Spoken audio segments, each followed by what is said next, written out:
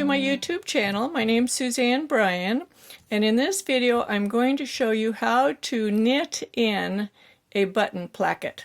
This would be like for a Henley, any type of thing where you want to put a button placket that just goes midway through the fabric.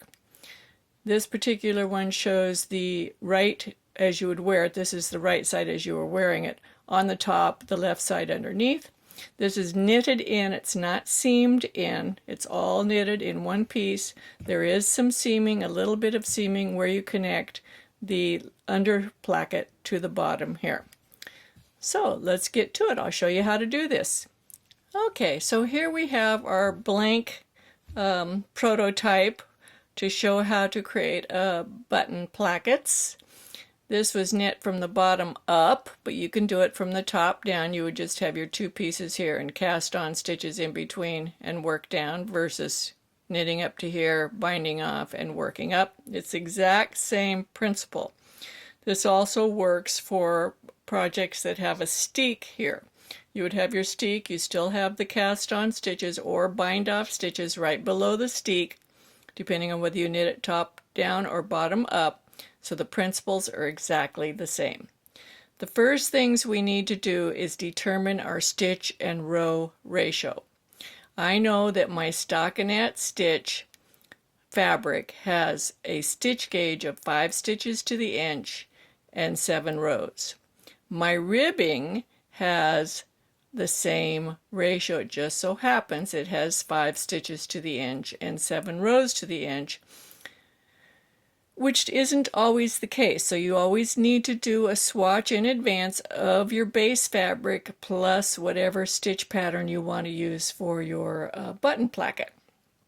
So I know that when I have 5 stitches to the inch and I'm going to be picking up, I have 5 rows to the inch and I'm going to be picking up stitches along here. I'm going to be picking up stitches and along here, that I need to pick up 5 stitches from 7 rows.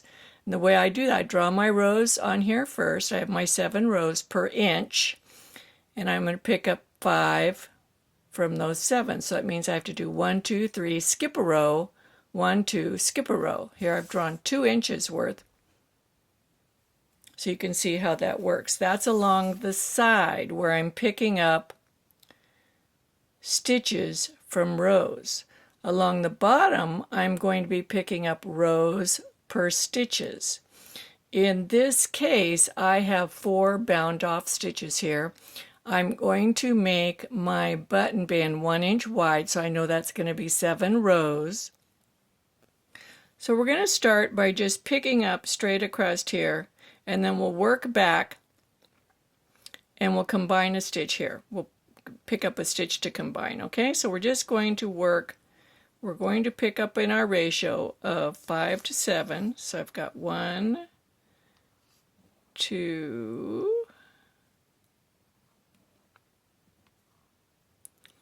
3, skip 1, 2, skip 1. Now I have another video on picking up button bands that explains all of the ratio part. You may want to watch that. I'll put a link up in this corner here because I go into much more detail on figuring out the ratios there, and it may help you.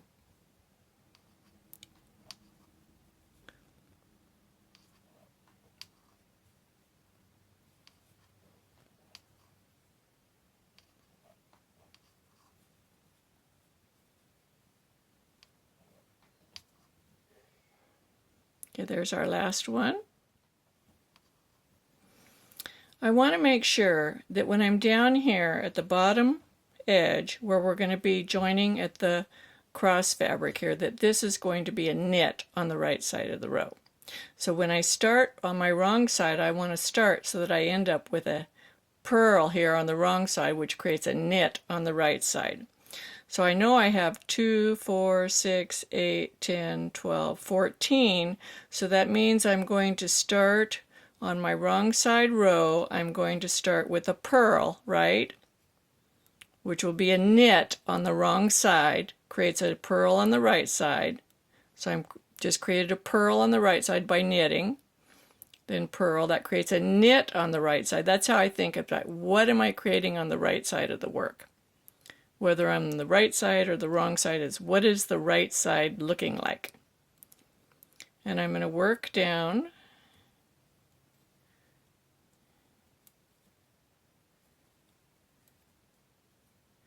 in pattern.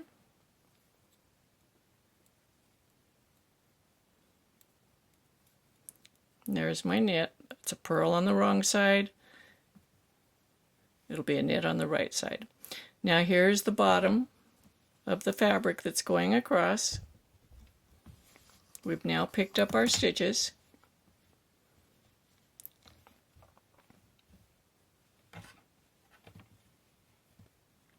We picked up our stitches here and we worked our first row back. So now we're going to also pick up one of the stitches from the bottom, one of those four. So we're going to pick up the first one and pull it through. We're going to turn our work. So now we have our edge and one stitch picked up from the bottom. We do not want this to be part of our ribbing where it's just a connecting stitch. So we're going to take this first stitch here, this is our ribbing stitch, and we're going to work it together with that as a knit two together. And we're going to pull it snug. So we have a knit two together. Now we're going to continue in pattern to the end of the row and we're going to work back. And I'll be back in a second. Okay, we're on the wrong side, working back down towards the bottom of the placket. In pattern, we're going to pick up in the next available stitch, which is right here. You know, on the wrong side of the fabric, stitches look like purl bumps. On the right side, they look like V's. So if we want to pick up in the next V, it's a purl bump on this side, so we're going to come under. So we're going to come from the right side to the wrong side, pick up a stitch in the next purl bump, and pull it through. Turn the work. Okay, so we have that new picked up stitch there, and we're going to knit it together with this stitch to maintain our ribbing pattern across the bottom of the swatch. And then we're going to work in pattern to the end and turn and come back.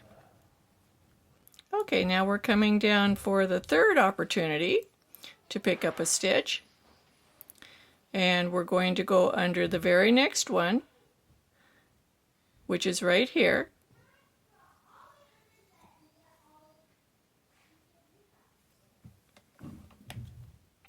and come back to the front. We're going to knit this together with the first ribbing stitch. So we're not really adding any stitches, we're just creating connecting points.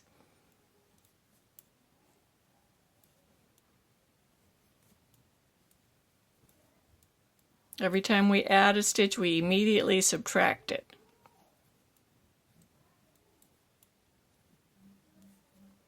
Okay, let's see, we have 1, 2, 3, 4, 5, 6.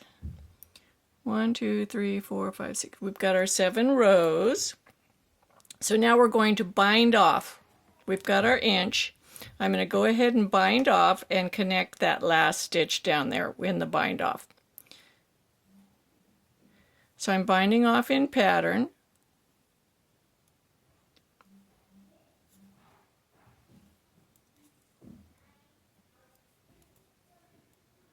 We have a noisy household today, I'm sorry.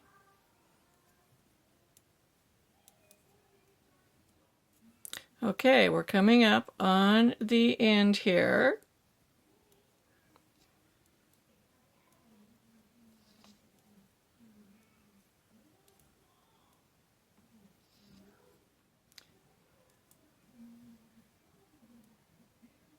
Binding off the very last stitch. We're going to come under the last and we're going to bind that off as well. We're just going to slip this stitch over it to connect.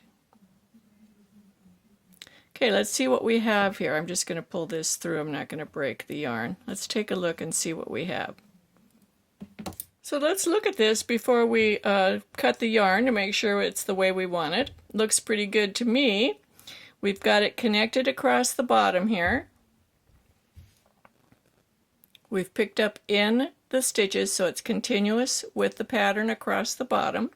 At this point, I would cut this yarn, pull it through to the other side, and weave in the end. I think it looks really nice. So that's what we're going to do. Let me show you how to do that. I'm just going to pull some of this yarn through, enough that we can thread it on a tapestry needle.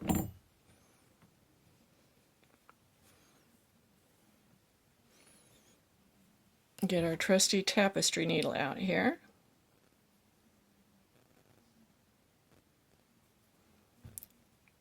We're just going to pull this through to the other side, through the same hole that it's coming up through. So it looks like the stitches across the bottom. And then we're going to weave in the end. This is how I weave in ends in ribbing. I'm just going to go up one side of this leg column stitches here. Pull it through. Cross over. And go down the other side. This makes a nice, secure tail weave in ribbing. You can use it anywhere in ribbing. We'll trim that off. That looks good. Yay! There's the underside. Looks good. Here's the top side. Looks wonderful. I love it. Now, what are we going to do with this side? We've got to pick up stitches here the same way, and we're going to just knit it loose flap across here, and then we'll stitch it down at the end. In fact, if we leave enough tail here, we can use that to tack it down. So here we go. We're going to pick up stitches along there. Okay, so I've picked up stitches along the other edge, and you want to make sure you have the same number. I'm going to turn my work, and I want that first stitch to be a knit on the right side, so on the wrong side it's going to be a purl. And I'm just going to work my 7 rows and then bind off. I'm not going to do any connecting rows. We'll connect that with our tail. Okay, so the underside has been worked now, and we have this tail and this tail. We can use either one of them to connect the underside. This is the front, how it looks on the front. Now, of course, you'd be putting your buttonholes in here. I didn't add buttonholes. I have completely separate videos on buttonholes. But let's connect these two together, and I'm just going to use this tail here. It's just really convenient.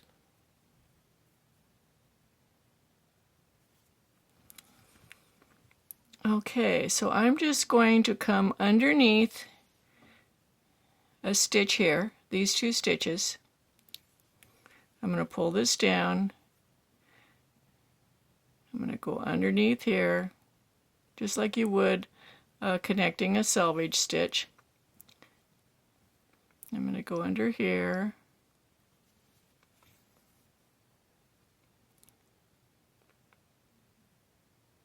I'm just going through the centers of the stitches.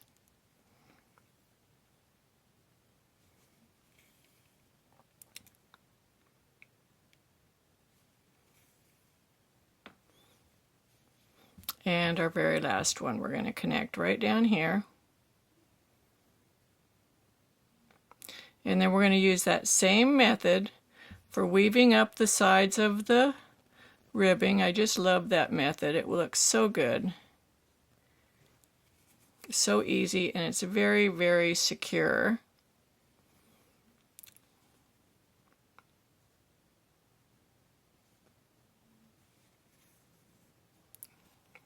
I have a video on that too, believe it or not. I think I have a video on just about everything. Let's cut that. Find my scissors and take a look at what we've got here. That's the wrong side. It's connected at the bottom. Here's the right side. And then we've got our little like a Henley button placket. So let's look at this up close and personal and look at the details. So here is where we picked up 5 stitches for every 7 rows, and it fits very, very nicely. It gives us this nice smooth edge here. We did the same over here for the under placket. Looks very, very good. Here is where we picked up those extra stitches across the bottom. Now, if your button placket were the exact same color as the background fabric, these would look just like knits in the background fabric. But even with it being in a separate color, it looks just fine. So you can do this whether this fabric's knit from the top down, bottom up, whether this is a steeked area, it all turns out the same. Don't forget you can put your buttonholes on this side. Now if you want the flap to be the other way, for example, you want this flap to be on the top, then what you'll need to do is work this flap first and pick up the stitches along the bottom just like we did in reverse order, and do this flap second and secure it down on the back.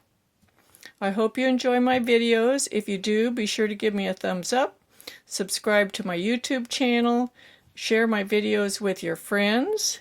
The biggest compliment you can give to me is sharing my video on social media so that other people can see my channel and see my videos. I hope you come back and watch some more.